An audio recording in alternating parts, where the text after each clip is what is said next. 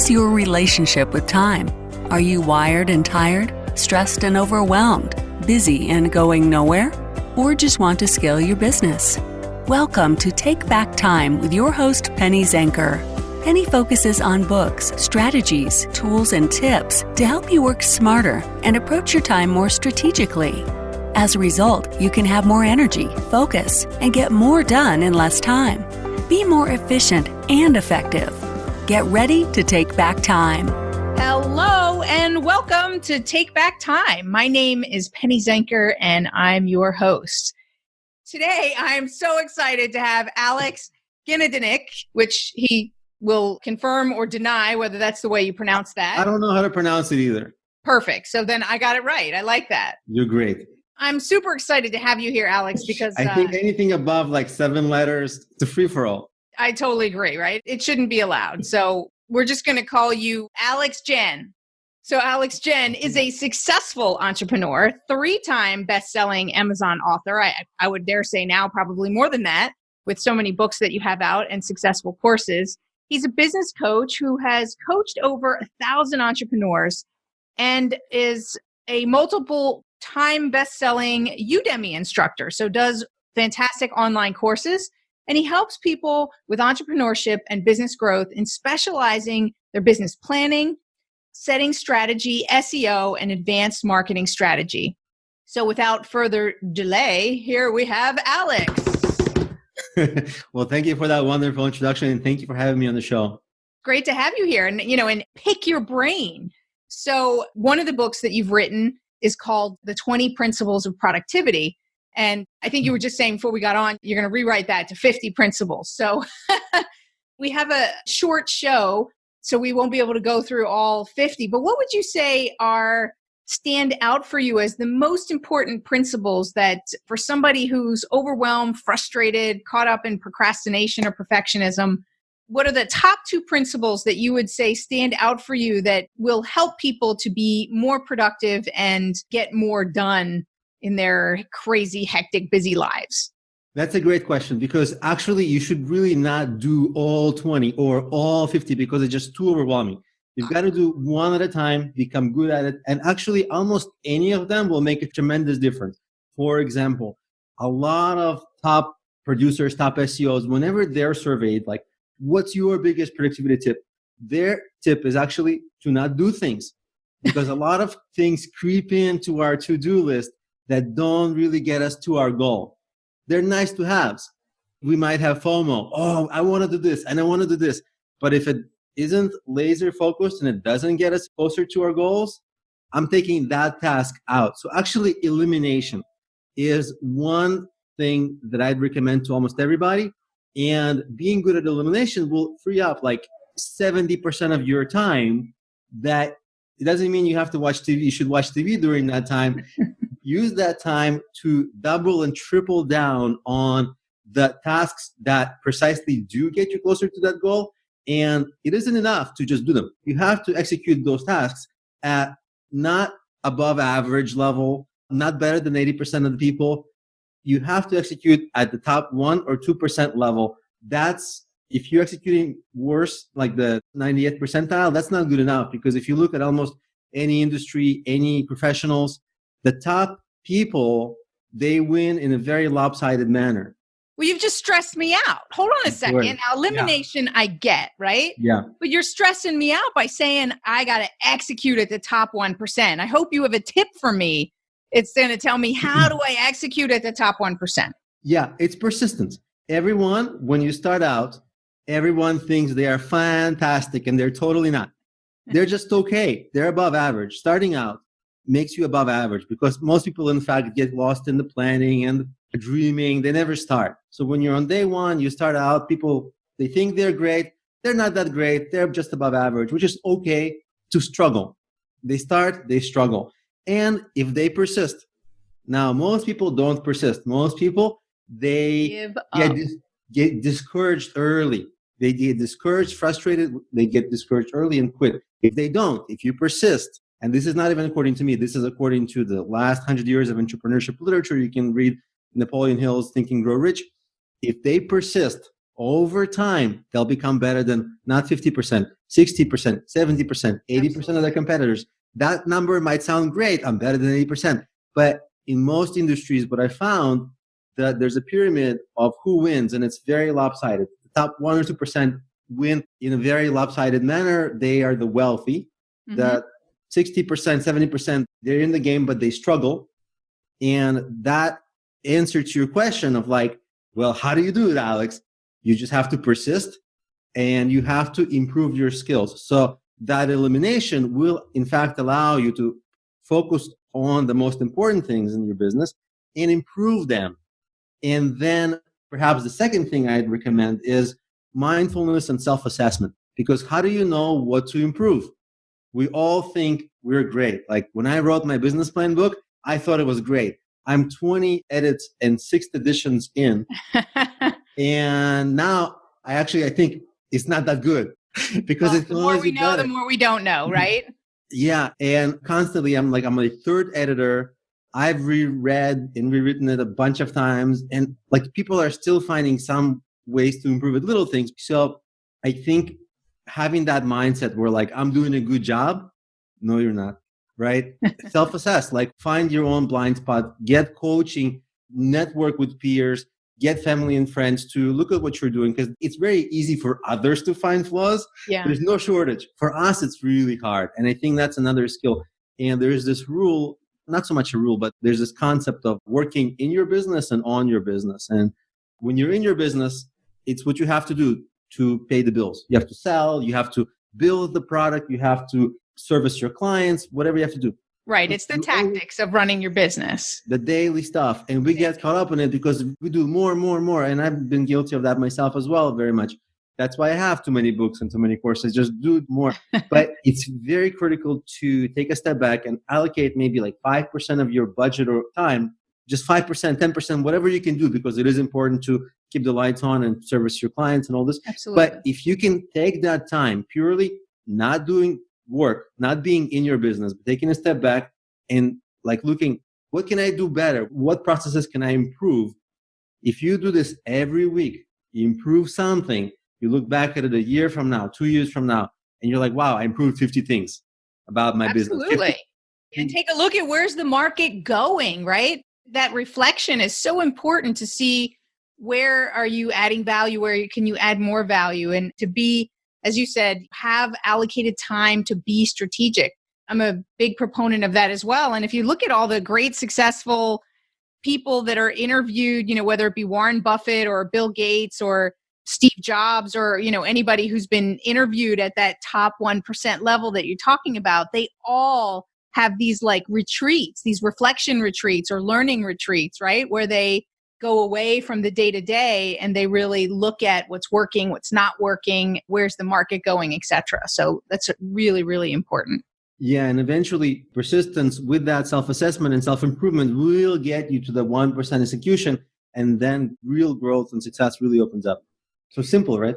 Yeah. Simple, right? So tell us, how did you come up with these principles? Like I know for myself that a lot of the things that I talk about around productivity were hard learned, right? I'd much rather learn these best practices from someone else, but many of them we have to get hit over the head and have our own challenges. What do you think was your greatest lesson around productivity that you share most often?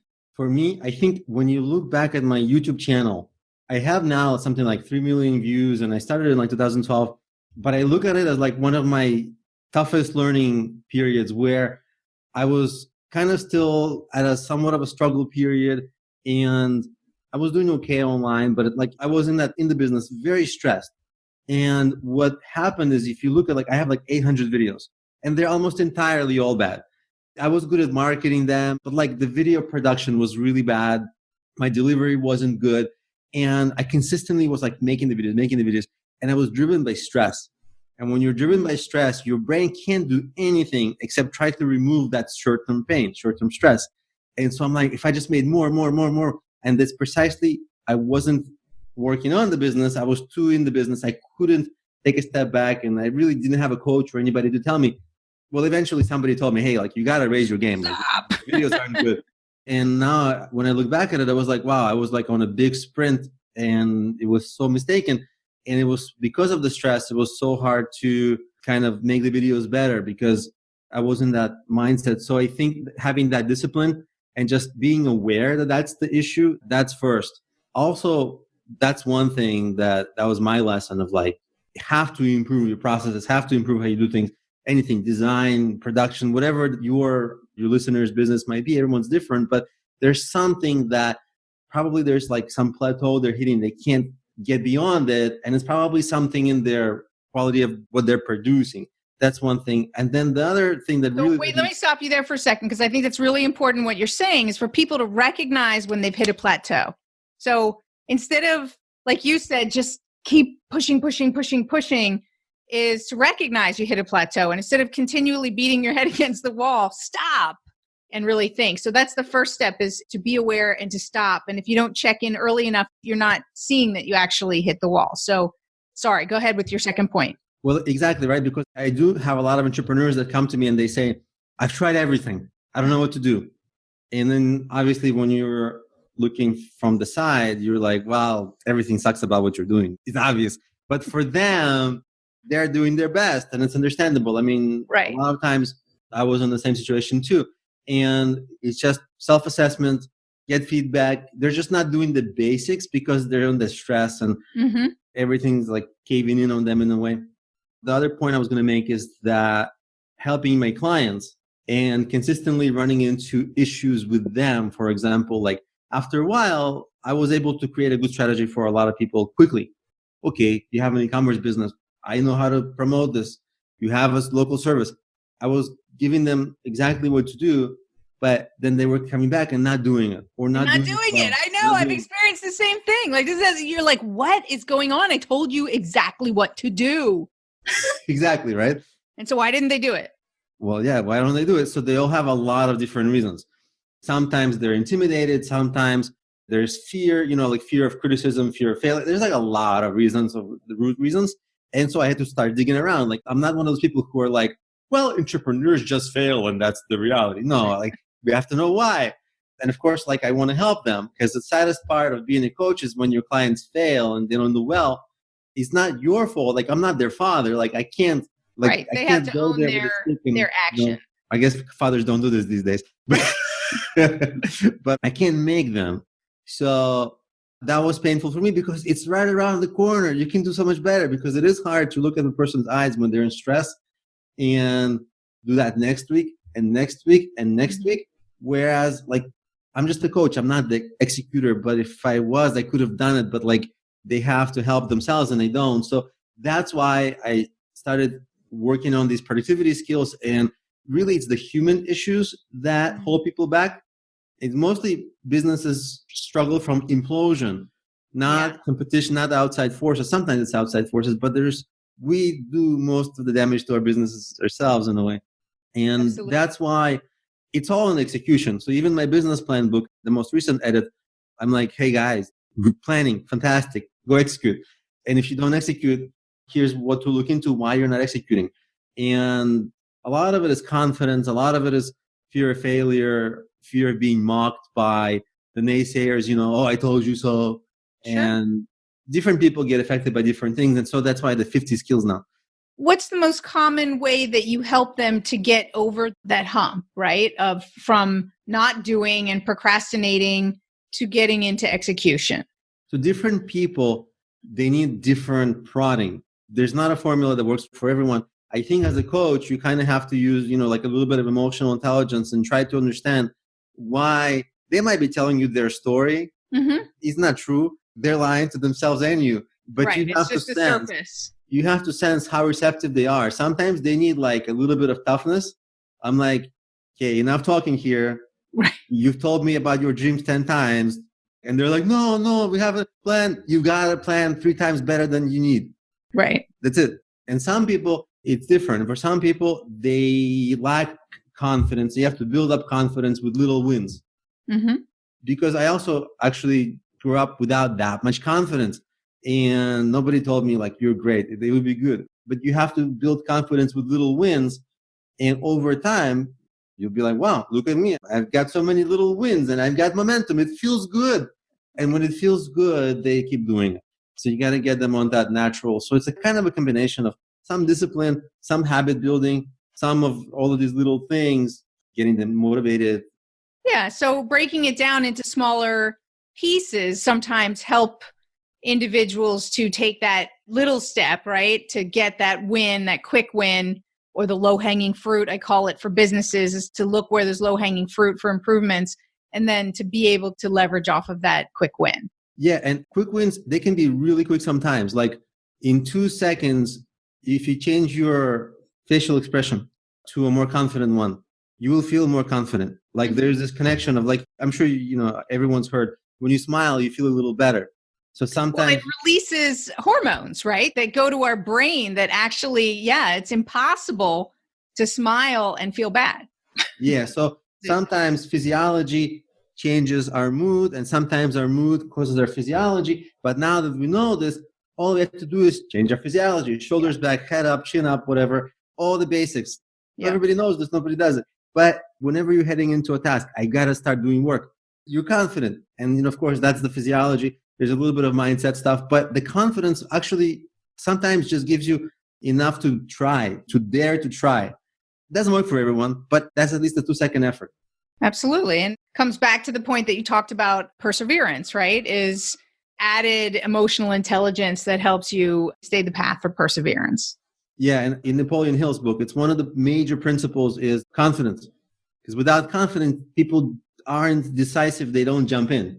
And we got to jump in. I always say that if you're not in action, then you can't reflect because you're not getting any feedback, right? You've got to move in some direction, one way or another, take action, do that execution, and then reflect and see what kind of feedback you get so then you can course correct and adapt. But if you don't move, you don't get any feedback, right?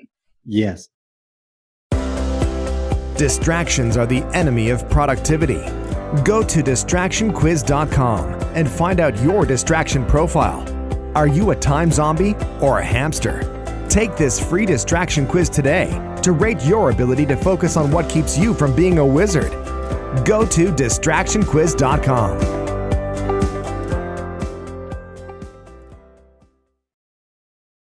Tell us, what are you currently working on right now? I've restrained for a long time from actually making a confidence online course. But right now I'm creating a confidence online course, but it's really part of I'm building out this thing of like this 50 productivity skills, and confidence is one of them. So I'm going to have like a huge web of one-stop shop of these 50 skills. And really any one of them, if you become really good at them, like focus, confidence, time management, all these, there's just one thing, but they can cause a tremendous boost in your business if that's something that holds you back, right? And for different people, different things hold them back. So you can kind of pick and choose. So I'm kind of creating this thing. Right now, I'm just about to hit publish on my latest rewrite on the business plan book. And then I'm hoping to also rewrite the 20 principles of productivity, make it the 50 principles. Hopefully I don't get more ideas and then it will be like 100 and then just too much. Well, that's a challenge, isn't it? Is that people are overwhelmed with the amount of strategies and information that are out there. I mean, I'm convinced that we are, let's take our health, for instance, that we are a less healthy society in general because there's so much different information about which way to eat is the right way to eat and so forth. And then it's kind of like, I don't even know, right? So I think we start to get that challenge around productivity and marketing, right? There's just so much information out there. It would be so great if it just could be simplified. Well, I think people do ask me for, give me more strategies. And I'm like, no, do a couple, but do them really well. Yes. You don't want to be bad at like a bunch of things. Right. You know, people, they start promoting their business. They're like, they do a little bit of Instagram, they fail. They do a little bit of Facebook, they fail. A little Twitter, they fail. A little SEO, they fail. And like, oh, I did everything. Like, nothing worked. Right. If you did nothing really well, do one or two things really, really, really well. Become that like top executor, top 1, 2, maybe top 5%. You know, I think we've been trained to do that because look at like the myriad of apps that are out there. And I do want to know what tools you think are the top tools. But if you think about it, right, there's always a new app. So it kind of trains us to try this new app, use it for a couple weeks, and then you fall off and then you find another app, right? So I do think that we really need to create a much greater consciousness of that consistency, and that when we start something, we have to really ahead of time decide that this is not a 2-week project, that this is something we're committing to for like 6 months. I think when you only pay it, 99 cents or $4.99 for an app, there's no skin in the game, right? So it's like, I'll get this app, I'll try it for a couple weeks, it doesn't work, I'll get another one. We should be charging like $1,000 an app, right? Or like $500 for an app. And then there's a little bit more skin in the game and people will commit to that tool. Yeah. I'm not a big tool guy. I'm like, if I need a tool, I'm doing something wrong and I'm overcomplicating. I keep it simple. I keep things focused. I don't use piece of paper, to-do list for the day.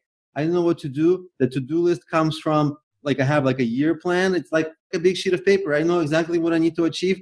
I don't need a lot of strategies. I don't have a lot of meetings. I don't have a lot of people I manage. I just do a few things, but I try to do them super, super, super well. Mm-hmm. And I'm constantly self-critical. How can I do the thing better? For example, my courses, there's a bunch of things I improved in the last few months. And there's a bunch of things I'm going to be improving while keep refilming. So I'm even though it looks like I have a lot of courses, but I'm really just focusing on a couple of few, but trying to make them really, really good, top in niche.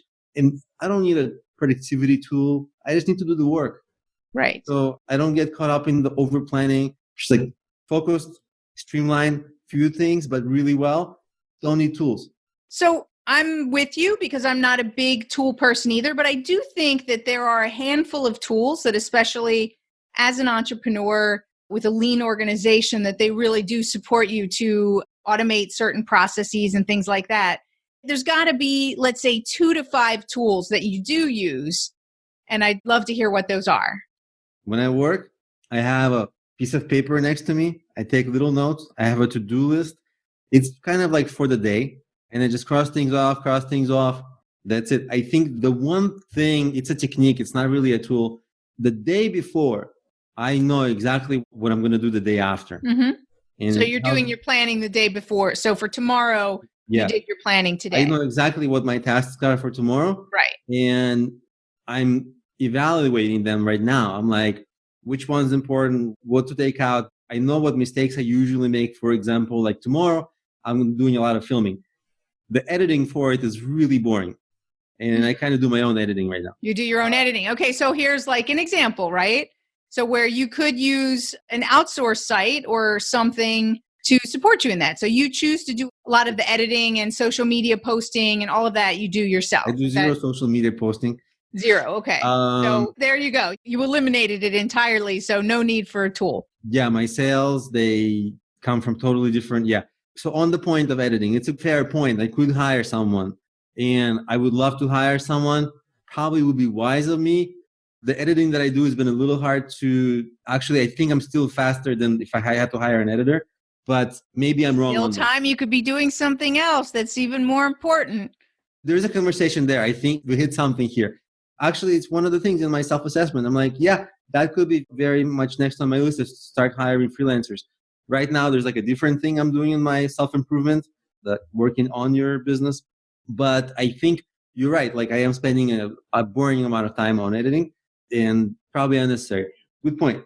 So, and it just goes to your point about reflection, right? Is to be taking a look at where are your skills and your focus best targeted so that you can deliver the biggest impact, right? And it's probably not video editing. There are specialists that specifically do that and could support that. So, for anybody who's listening, to translate that is to go through, this is what I do in my reflection. And when I work with clients, I have them really go through and take a look at all the different things that they are doing and what are the opportunities that someone else could do. Not, maybe you can do it better, and that's always a possibility, but what else could you be doing with that time? If you could free up, like you said, eliminate 10% of the tasks that you do, what else would you be doing with your time? And then look at that cost benefit, right, to spending your time more on that. So I think for people listening, it's a great, if not first step, right? Like you said, you don't need to implement a new tool to get more efficient and effective. You need to take a step back and evaluate what you're actually doing and what you actually need to be doing in order to reach your goals faster. That's a good point because it's not a tool thing, right? It's a common sense thing. You just have to notice it, find someone to hire, do it, and then that'll be fantastic because it's a part of my business. I kind of one of those people who like attention to detail is important, even though I'm not a totally like stickler kind of guy, but I In certain areas, maybe you are, right? I mean, I had to make myself at times because I'd love to be like, hey, it's going to be cool, but my business is I'm selling video a lot of times. So I have to make sure that there's no mistakes in there and things like that. So I've kind of been careful on it and it's been hard for me to let that go. But you're right. Like it would actually help me a lot and it would represent a big leap in my business if I hired a good video editor. So tomorrow I don't have a video editor. And the example I was going from is that when I try to plan my day, like in the back of my mind today, I'm trying to think like which videos that I'm going to plan to film tomorrow, which of them can I do so that it requires less editing, or which of them can be shorter, longer. So how can I sort of in thinking about it today, about tomorrow, helps me kind of go over it, partially subconsciously. Mm-hmm. It's not every day that I get to talk about it. But absolutely. It gives us focus and direction and helps you.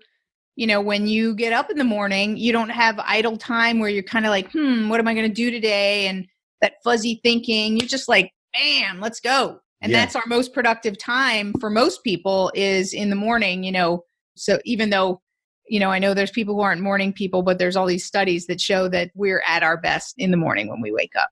Yeah. And that's also like, I'm not a morning person. I like to kind of stay up, but I recognize the importance of being fresh in the morning, and it makes a tremendous difference in productivity because if I go to sleep at a reasonable hour, get good rest, I'm going to wake up at 6 a.m, like ready to go, excited. Yeah. And by noon, it's like a work day that I've already had. No, I'm still going, but like by noon, it's like already a work day. Because I love that. I mean, sometimes I look up and it's like 8:00 and I'm already feeling like super accomplished in the first, 2 hours of the mornings. And it actually is exciting and you feel good. And when you feel good, you do more work. Yeah, absolutely. Absolutely. Well, listen, we're coming to the end of our time here. So tell me, what are any parting thoughts that you'd like to leave the audience with? I think, when I coach entrepreneurs and early in my career, it was all about tactics, strategies. How can I grow now? And it's all struggle and stress based. So it's important to take a step back, recognize the soft skills, like being able to give yourself confidence, like focus, like discipline, like figuring out even how you're going to sleep, because that's going to reflect on your day tomorrow. Might get twice more done. So I recommend earlier rather than later, focusing on those things. And regarding self-assessment, I actually recommend working with a coach, but not somebody who rolls out of bed and says, I'm an expert, someone who has proven track record, because everyone these days is a coach or So we live in the social media world where everyone is giving everybody else advice that they didn't really do, but they heard. Right. So, but someone who actually has a proven track record in what you're doing, that's the type of mentor that is good to work with, especially for first-time entrepreneurs, because it's impossible to recognize good advice from bad because it all sounds pretty good.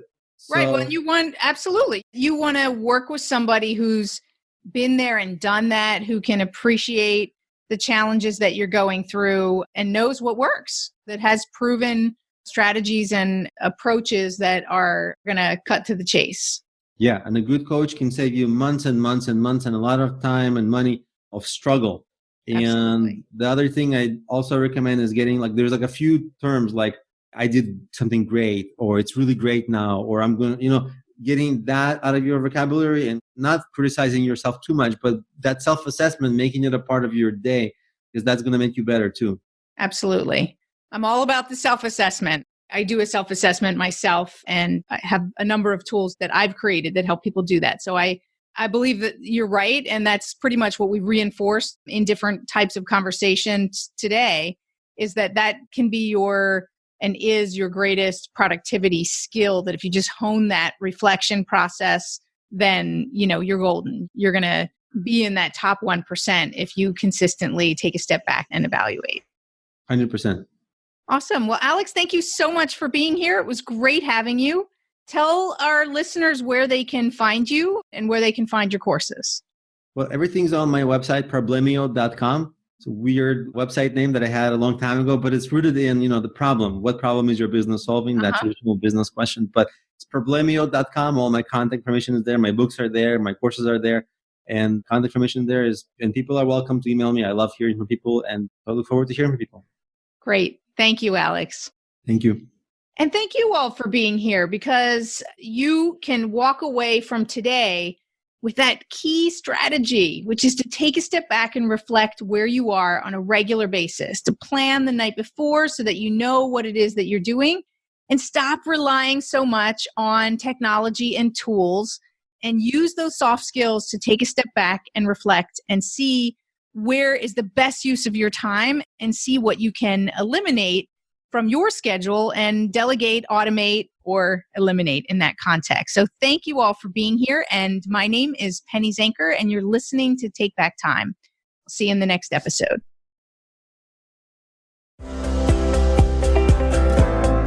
Thank you for listening. Today's topic is another opportunity for you to put the knowledge you learned into practice. Tune in again next week for more strategies that will help you have more energy and focus to get more done in less time, so you can continue to take back time.